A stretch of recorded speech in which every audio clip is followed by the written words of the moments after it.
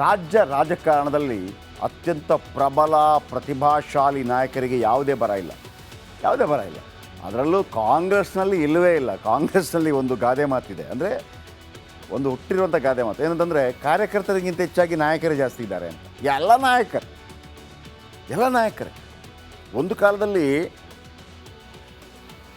ಜನತಾ ಪಾರ್ಟಿಯಲ್ಲಿ ಇಂಥ ನಾಯಕರಿದ್ದರು.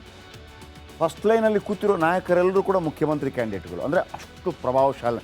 PGR ಸಿಂಧ್ಯಾ ಇರ್ಬೋದು, MP Prakash ಅವರಿರ್ಬೋದು, Siddaramaiah ಇರ್ಬೋದು, ನಂಜೇಗೌಡರು ಇರ್ಬೋದು, ಆಮೇಲೆ ಬೈರೇಗೌಡರು ಇರ್ಬೋದು. ಎಲ್ಲ ನಾಯಕರು ಎಲ್ಲ ಮುಖ್ಯಮಂತ್ರಿ ರೇಸಲ್ಲಿರುವಂಥ JH ಪಟೇಲ್ರು, ದೇವೇಗೌಡರು, ರಮೇಶ್ ಕುಮಾರು, ಹೀಗೆ. ಈಗ ಕಾಂಗ್ರೆಸ್ನಲ್ಲಿ ಆ ಪಟ್ಟಿ ದೊಡ್ಡದಿದೆ. ಕೆಲವರಂತೂ ನಾನು CM ಆಗಬೇಕು ಅಂತಾರೆ. ಇದೀಗ ಆ ಪಟ್ಟಿಗೆ KH ಮುನಿಯಪ್ಪ ಕೂಡ ಸೇರಿದ್ದಾರೆ. KH ಮುನಿಯಪ್ಪ ಅನೇಕ ಬಾರಿ MP ಆಗಿ ಆಯ್ಕೆಯಾಗಿದ್ದಾರೆ, ಕೇಂದ್ರ ಸಚಿವರಾಗಿ ಕೆಲಸ ಮಾಡಿದ್ದಾರೆ. ಈ ಬಾರಿ ವಿಧಾನಸಭೆಗೆ ಆಯ್ಕೆಯಾದರೂ ಮಂತ್ರಿ ಕೂಡ ಆಗಿದ್ದಾರೆ. ಮುಖ್ಯಮಂತ್ರಿ ಆಗುವ ಆಸೆಯನ್ನು ವ್ಯಕ್ತಪಡಿಸಿದ್ದಾರೆ. ಯಾಕಿರ್ಬೋದು? ರಿಪೋರ್ಟ್.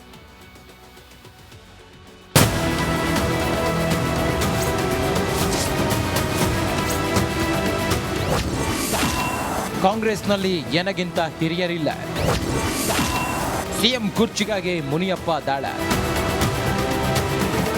ರಾಜ್ಯ ಕಾಂಗ್ರೆಸ್ನಲ್ಲಿ CM ಕುರ್ಚಿ ಮೇಲೆ ಕಣ್ಣಿಟ್ಟವರು ಇಬ್ಬರ. ಖರ್ಗೆಯಿಂದ ಹಿಡಿದು DK-ಶಿವರೆಗೆ 10 ನಾಯಕರುಂಟು. ಪಟ್ಟಿ ಮಾಡುತ್ತಾ ಕೂತ್ರೆ ಲೀಸ್ಟ್ ಹನುಮನ ಬಾಲದಂತೆ ದೊಡ್ಡದಾಗುತ್ತಾ ಹೋಗುತ್ತೆ. ನಾನು CM ಆಗಬೇಕು ಎಂದ ಮುನಿಯಪ್ಪ.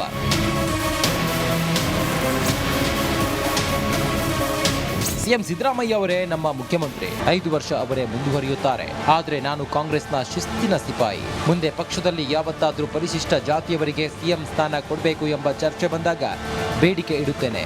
ಯಾವತ್ತೂ ಕೊಡುತ್ತಾರೋ ಹೈಕಮಾಂಡ್ಗೆ ಬಿಟ್ಟದ್ದು ಅಂತ ಹೇಳಿ ಮುನಿಯಪ್ಪ ಹೇಳಿದ್ದಾರೆ.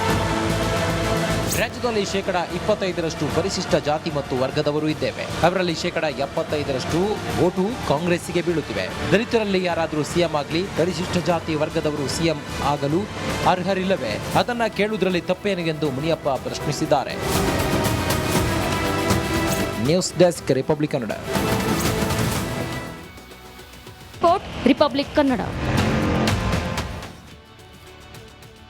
ಸ್ವಂತ ವಾಹನ ಇದ್ದರೆ ನಿಮಗೆ ಸಿಗೋದಿಲ್ಲ. Auto rickshaw, tractor, taxi, cab ಇದ್ದರೆ ಚಿಂತೆ ಇಲ್ಲ. ಆದರೆ ನಿಮಗೆ ಟ್ರ್ಯಾಕ್ಟರ್ ಇದೆ ಅಂತ ಅಂದ್ಬಿಟ್ಟು ಏನು ಕ್ಯಾನ್ಸಲ್ ಆಗಲ್ಲ. ತಿಂಗಳಿಗೆ 450ಕ್ಕಿಂತ ಹೆಚ್ಚು ಕರೆಂಟ್ ಬಿಲ್ ಕಟ್ಟಿದರೂ ಕೂಡ ಕಾರ್ಡ್ ರದ್ದಾಗತ್ತೆ. ಇವಿಷ್ಟು ಅರ್ಹತೆ. ಮುಂದೆ BPL ಕಾರ್ಡ್ ವಿಚಾರ. ಕಳೆದ ವಾರವೆಲ್ಲ ನಾವು ವಕ್ಫ್ ಹೇಳ್ತಾ ಇದ್ವಿ. ಈ ವಾರ BPL ಕಾರ್ಡ್ ರದ್ದು. ಒಂದು ಕಡೆ ಸರ್ಕಾರ ಸ್ಪಷ್ಟನೆಯನ್ನು ಕೂಡ ಕೊಡ್ತಾ ಇರಲಿಲ್ಲ, ಈಗ ಸ್ಪಷ್ಟನೆ ಕೊಡೋದಕ್ಕೆ ಮುಂದಾಗಿದೆ. ಆದರೆ ಒಂದಂತೂ ಭಾಳ ಸ್ಪಷ್ಟ, ಸದ್ದಿಲ್ಲದೆ BPL ಕಾರ್ಡ್ ರದ್ದಾಗ್ತಾ ಇದೆ. ಇದು ನಿಜ. BPL ಕಾರ್ಡ್ ಆಪರೇಷನ್ಗೆ ಇಳಿದಿದೆ ಸರ್ಕಾರ. ಈಗಾಗಲೇ ಹಲವು ಜಿಲ್ಲೆಗಳಲ್ಲಿ ಲಕ್ಷಾಂತರ BPL ಕಾರ್ಡ್ಗಳನ್ನು ಪತ್ತೆ ಮಾಡಿ ರದ್ದು ಮಾಡಿದೆ. BJP ನಾಯಕರು ಸರ್ಕಾರದ ವಿರುದ್ಧ ಸಮರ ಸಾರಿದ್ದಾರೆ. ಕೊನೆಗೂ CM ಸಿದ್ದರಾಮಯ್ಯ ಈ ವಿಚಾರಕ್ಕೆ ಕಣ್ಣು ಬಿಟ್ಟಿದ್ದಾರೆ. ಯಾರ್ದು ರದ್ದಾಗತ್ತೆ, ಯಾರ್ದು ರದ್ದಾಗೋದಿಲ್ಲ ಎಲ್ಲವನ್ನೂ ಹೇಳಿದ್ದಾರೆ. ಇವತ್ತು ನಾನು ಕೂಡ ನಿಮಗೆ ಯಾರ BPL ಕಾರ್ಡ್ ರದ್ದಾಗತ್ತೆ, ಯಾರು ಸೇಫ್, ಒಂದು ವೇಳೆ ಈಗಾಗಲೇ ರದ್ದಾಗಿದ್ದರೆ ಅವರು ಏನು ಮಾಡಬೇಕು ಅದನ್ನು ಕೂಡ ಹೇಳ್ತೀನಿ. ಮೊದಲು ಈ ರಿಪೋರ್ಟ್ ನೋಡಿ.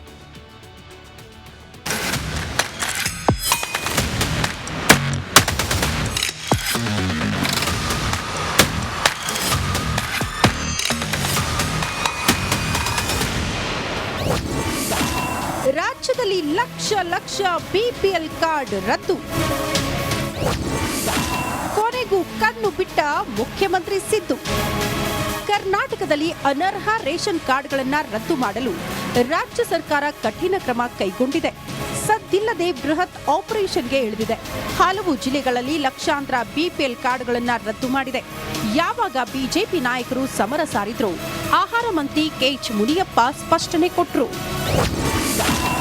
ಯಾವುದೇ ಕಾರ್ಡ್ ರದ್ದಾಗಿಲ್ಲ, ಅನರ್ಹ ಮಾತ್ರ. ಯಾವುದೇ ಅರ್ಹ BPL ಅಥವಾ APL ಕಾರ್ಡ್ಗಳನ್ನು ರದ್ದುಪಡಿಸಿರುವುದಿಲ್ಲ. ಇದು ನಾನು 3 ದಿನದಿಂದ ಹೇಳ್ತೀನಿ, ಇವತ್ತು ಕ್ಲಿಯರಾಗಿ ಹೇಳ್ತಾ ಇದ್ದೀನಿ. BPL ಕಾರ್ಡ್ ಹೊಂದಿದ್ದ ಪಡಿತರ ಚೀಟಿ ಮಾನದಂಡಗಳ ಅನ್ವಯ ಪರಿಶೀಲಿಸಲಾಗಿ ಅನರ್ಹರೆಂದು ಕಂಡುಬಂದ BPL ಕಾರ್ಡ್ದಾರರನ್ನು APLಗೆ ಸೇರಿಸಲಾಗಿದೆ. ಚಿಂತೆ ಬಿಡಿ, ರದ್ದಾದ ಕಾರ್ಡ್ ಮತ್ತೆ ಬರುತ್ತೆ. ಮತ್ತೆ APL ಅವರು ಯಥಾಸ್ಥಿತಿಯಲ್ಲೇ ಇರ್ತಾರೆ. ಯಾರ್ಯಾರು BPLಲ್ಲಿರೋರು APLಗೆ ಹೋಗಿದ್ದಾರೆ, ಯಾರಿಗೆ ನಿನ್ನೆ ಮೊನ್ನೆ ಎಲ್ಲ ಮಾಧ್ಯಮದ ಮುಂದೆ ಹೋಗಿ ನಮಗೆ ಕಾರ್ಡ್ ಇಲ್ಲ, ನಮ್ಮ ಮನೆಯಲ್ಲಿ ಗಂಡಸರಿಲ್ಲ, ನಮ್ಮ ಮನೆಯಲ್ಲಿ ದುಡಿಯೋರಿಲ್ಲ, ನಮಗೆ ಕಾರ್ಡ್ ನಿಲ್ಲಿಸಿದ್ದಾರೆ ಅಂತ ಹೇಳಿ ಅವರೆಲ್ರಿಗೂ ಕೂಡ ಲಾಗಿನ್ಗೆ ವಾಪಸ್ ತಂದು 1 ವಾರದಲ್ಲಿ ಅದನ್ನೆಲ್ಲ ಕರೆಕ್ಟ್ ಮಾಡಿ ಮತ್ತೆ ಅವರೆಲ್ರಿಗೂ ಅಕ್ಕಿ ಕೊಡ್ತೀವಿ.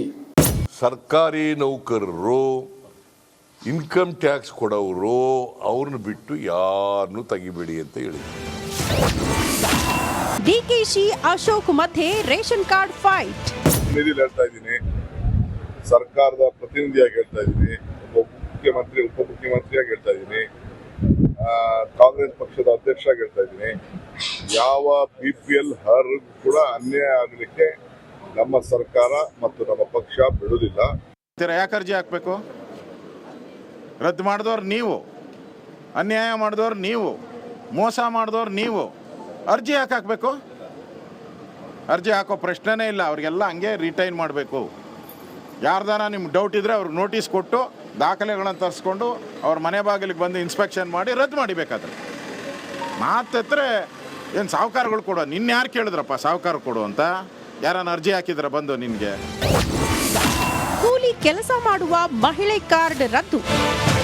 ಮಂಡ್ಯದ ಗಾಂಧಿನಗರದ ರೇಣುಕಾ ಎಂಬ ಮಹಿಳೆಗೆ ಸರ್ಕಾರ ಶಾಕ್ ಕೊಟ್ಟಿದೆ. ಟ್ಯಾಕ್ಸ್ ಕಟ್ತೀರಾ ಎಂದು BPL ಕಾರ್ಡ್ ಅನ್ನ APLಗೆ ಪರಿವರ್ತನೆ ಮಾಡಿದೆ. ಅಸಲಿಗೆ ರೇಣುಕಾ ಕೂಲಿ ಕೆಲಸ ಮಾಡ್ತಾರೆ. ನಾವು ಮನೆ ಕೆಲಸ ಮಾಡ್ತೀವಿ. ನನಗೆ 2 ಗಂಡು ಮಕ್ಕಳವ್ರೆ, ಗಂಡ ಇಲ್ಲ. 2 ಗಂಡು ಮಕ್ಕಳು ಕೂಲಿ ಕೆಲಸ ಮಾಡ್ತಾರೆ.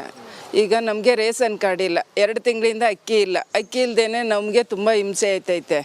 ಅಕ್ಕಿ ಇದ್ದಿದ್ರೇನೋ ಎಷ್ಟೋ ಹೆಂಗೋ ಮಾಡ್ಕೊತಿದ್ದೋ. ರೇಷನ್ ಕಾರ್ಡ್ ಗೊಂದಲಕ್ಕೆ ನಾನೇ ಹೊಣೆ. 7 ವಾರದೊಳಗಡೆ ಅದೇ ಐಡಿಯಲ್ಲಿ BPL ಕಾರ್ಡ್ ಕೊಡ್ತೀವಿ ಅಂತ ಮುನಿಯಪ್ಪ ಒಪ್ಕೊಂಡಿದ್ದಾರೆ. Bureau report, republic Kannada.